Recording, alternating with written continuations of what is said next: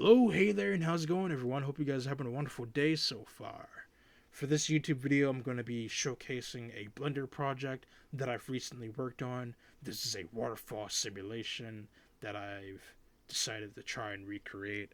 I found a YouTube tutorial on how to create this, and I've decided to have a crack at it because after looking at it, I've noticed that this is actually quite the style that I would like to implement for further projects that I want to use further down the line, and hopefully I'll be able to grasp a deeper understanding of how to master this technique and hopefully use it for things for myself. Uh, I'm going to say off the bat, yes, I am not the original creator of this method.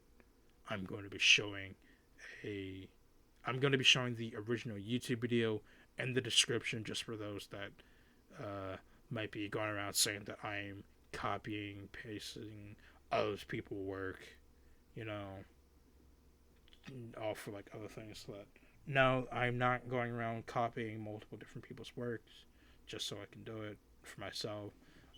This is for something much larger further down the line in the future, and I have very large things planned ahead of myself. And yes, but anyways, let's uh let's break this down. Uh, when I've created this scene, I kind of went from a down to up type way. That's kind of how the tutorial went.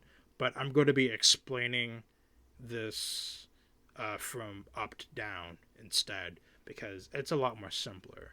Right off the bat, for the initial waterfall, all I've added was a cylinder, and all we've done was just add a texture. We've simulated and animated a texture onto the cylinder, and we added some form of transparency, uh, and then we added like some form of uh, pattern. We've simulated a pattern onto it to fall with the texture, so it'll make it seem more realistic that it's actually falling like a actual body of water falling into another larger body of water, just so it looks a lot more cleaner. Obviously, I kind of just made it to look more anime like for myself because I'm trying to create something, and I thought, this looks pretty good. And yeah, if we go further down, we will see the splash effect. The splashing is honestly, it was originally another cylinder. All we've done was take off the top and we took off the bottom of the cylinder, the flat sides of the cylinder, and keep the initial circle. And all we've done was added a few more uh, loop cuts around it, and then we shaped it into like a bell. After we shaped it into a bell, we went to the modifiers and then added a deform modifier. Obviously, we added a few more things within the deform modifier, but that's most likely the gist of it. That's kind of like the route that we went. And then after we got to the shape that we wanted, and then there was another thing we had to do, that we had to physically animate the deformation. We're not animating the shape, we're animating the deformation. And that's a process that's actually a little more complex. And I'm not going to necessarily explain how it worked because if I were to explain it, this video would be already too long. This video is already long enough as it is because this was supposed to be a short upload. But yeah, uh, make a cylinder, deform it, and animate the deformation in a method that it would simulate a splashing effect.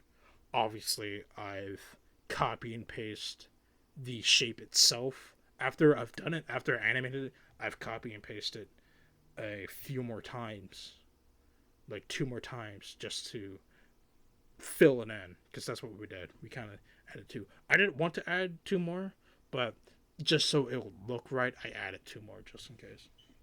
And for the very bottom of the water itself, we've animated a simulation of a ripple effect on a two-dimensional plane. It was actually one of the most simpler ones. I kind of struggled with it like a lot, but I kind of got through it. I couldn't make it look as good as the tutorial because the tutorial looks a lot better for the ripple effect. But I'll say for the splash and for the initial water, I'll say that I kind of did a better, I kind of did a better job with it. That it would fit for my style. I kind of made it into like the style that I wanted, but for the ripple effect, I couldn't get it because I didn't quite understand it.